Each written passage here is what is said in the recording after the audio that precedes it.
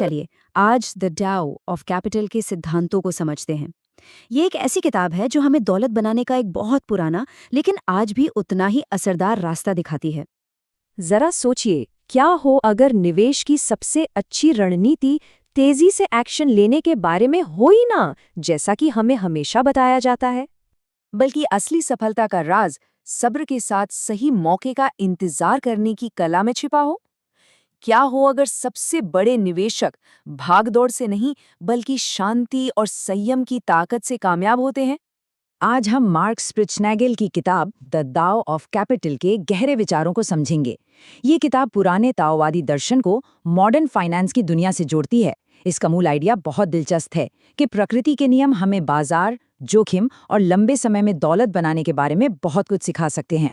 इस सफर में हम 5 जरूरी पड़ावों से गुजरेंगे: अधीर निवेशक का जाल, दौलत का प्राचीन मार्ग, सब्र की असली ताकत, बाजार के उतार चढ़ाव को समझना और आखिर में एक कामयाब लॉन्ग टर्म स्ट्रैटेजी कैसे बनाई जाए। तो पहला पड़ाव है अधीर निवेशक का जाल। ये जल्दी मुनाफे के लालच और अनुशासित सोच के बीच की एक लड़ाई है जिसमें ज्यादातर लोग अक्सर फंस जाते हैं। देखिए, यहाँ 2 तरह की मानसिकताएं हैं। एक तरफ है स्पेक्यूलेटर यानी सट्टेबाज, जो डर और लालच में आकर बस जल्दी से जल्दी मुनाफा चाहता है और इसलिए लगातार एक्शन लेता रहता है। और दूसरी तरफ है डाओ इन्वेस्टर, जो सब्र और अनुशासन के रास्ते पर चलता है, जिसकी नज़र लॉन्ग टर्म वेल्थ पर होती है और जो तुरंत नतीजों के बजाय संयम से काम लेता है। अब आते हैं दूसरे खंड पर, दौलत का प्राचीन मार्ग। यहाँ हम ये समझेंगे कि कैसे कुदरत हमें फाइनेंस की दुनिया के सबसे गहरे सबक सिखा सकती है। ताओवादी सोच में प्रकृति को सबसे बड़ा गुरु माना गया है। प्रकृति हमें बार बार याद दिलाती है कि सब्र और लगन से ही असली और स्थायी ताकत मिलती है, और ये सिद्धांत सीधे सीधे इन्वेस्टिंग पर भी लागू होता है। और यही सोच हमें हमारे तीसरे और सबसे जरूरी खंड पर ले आती है, सब्र के साथ इंतजार करने की ताकत। यह समझना कि कैसे तुरंत इनाम की चाहत को छोड़ना ही आपकी सबसे बड़ी रणनीतिक बढ़त बन सकता है। इसे समझने के लिए बांस का सिद्धांत सबसे अच्छा उदाहरण है। बांस का पौधा लगाने के बाद कई सालों तक जमीन के ऊपर कुछ भी नहीं दिखता। ऐसा लगता है जैसे कुछ हो ही नहीं रहा, लेकिन उस दौरान वो जमीन के नीचे अपनी जड़ें मजबूत कर रहा होता है, एक गहरी नींव बना रहा होता है। और फिर जब नींव तैयार हो जाती है तो वो कुछ ही हफ्तों में तेजी से आसमान छूने लगता है। निवेश भी बिल्कुल ऐसा ही है। शुरुआत धीमी लग सकती है, लेकिन एक मजबूत नींव के साथ नतीजे कमाल के होते हैं। अब जरा इस चार्ट पर नजर डालिए। ये है कंपाउंडिंग की ताकत। पहले कुछ साल आप देख सकते हैं ग्रोथ बहुत धीमी लगती है, लेकिन जैसे जैसे समय बीतता है, सब्र और अनुशासन की वजह से ये एक स्नोबॉल की तरह तेजी से बढ़ने लगती है। जो लोग जल्दी जल्दी ट्रेडिंग करते हैं वो इस जादुई प्रक्रिया को बीच में ही तोड़ देते हैं। हमारा अगला खंड है बाजार की चक्रों को अपनाना। ये हमें सिखाता है कि बाजार की उथल पुथल के बीच शांत कैसे रहा जाए।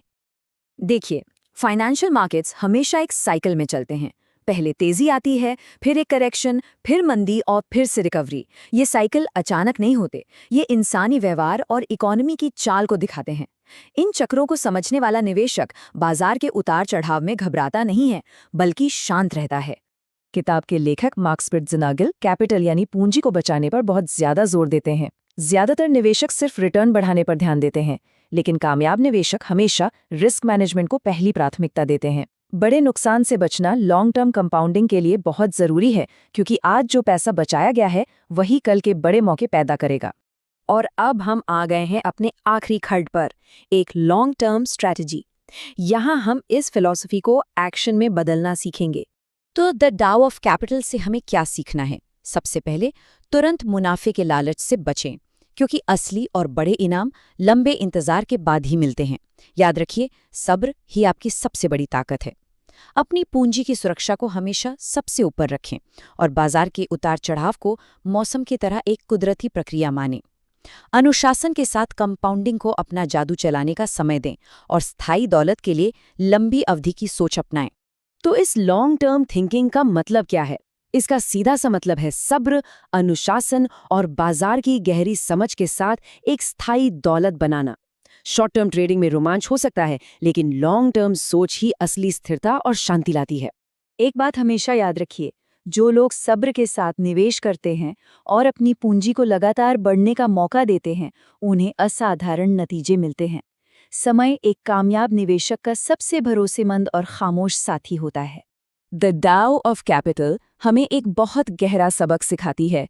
निवेश में सफलता लगातार कुछ न कुछ करते रहने से नहीं मिलती, ये मिलती है ज्ञान, धैर्य और अनुशासन से। ठीक जैसे प्रकृति धीरे धीरे लेकिन लगातार काम करती है, हमारी दौलत भी तभी सबसे अच्छी तरह से बढ़ती है जब हम समय और रणनीति को एक साथ मिलकर काम करने देते हैं।